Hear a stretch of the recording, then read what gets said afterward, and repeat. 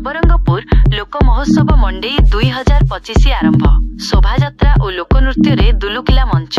नवरंगपुर जिलार लोक संस्कृति कला एवं ऐतिह्यर प्रतीक भव्य मंडई महोत्सव 2025 आज महा आडंबर सहकारे आरंभ हो जाइछि। विद्यालय और गणशिक्षा मंत्री श्री नित्यानंद गंड मुख्य अतिथि भावे जोगदेई आनुष्ठानिक भावे मंडईर शुभारंभ करिसेंति।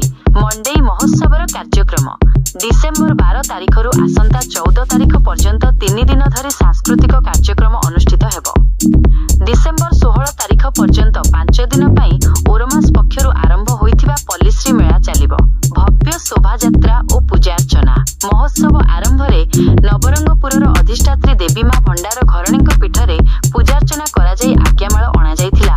एहा परे एक विराट सांस्कृतिक शोभायात्रा मंडई पड़िया अभिमुखे बाहरिथिला। मंडई पड़िया आदिवासी कृषि और वर्षा देवता भीमा और भीमाणी मूर्ति स्थापन करा जाई पारंपरिक रीतिनीति रे पूजार्चना करा जाइथिला। घाटनी उत्सव और अतिथि जिला संस्कृति परिषद अध्यक्ष तथा जिलापाल डह महेश्वर स्वाईं अध्यक्षतार अनुष्ठित घाटनी उत्सव रे मुख्य अतिथि भावे गणशिक्षा मंत्री श्री नित्यानंद गंड जोग देइथिले।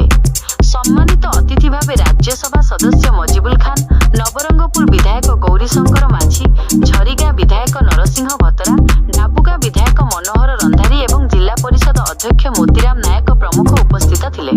सांस्कृतिक कार्यक्रम और जनसमागम घाटनी उत्सव रे ओडिसी, लाबणी, घुमुरा, डालखाई, सिंगारी, रणपा, गोछीबाजा आदि लोकनृत्य सह मेलोडी नाइट परिवेषण करा जाइथिला, जहा कि दर्शकों को बेस आकृष्ट करिथिला।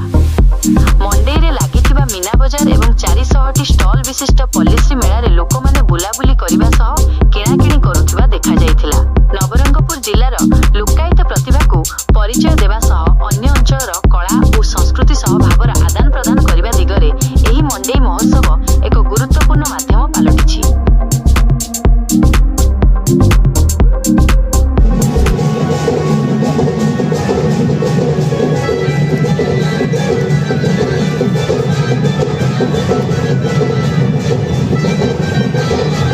नवरंगपुर माटी 100 वर्षर ऐतिह्य हजार हजार वर्षर ऐतिह्य परंपरा को बहन करतुबा माटी एई शहीद मान को मध्य स्मृति चारण करतिले।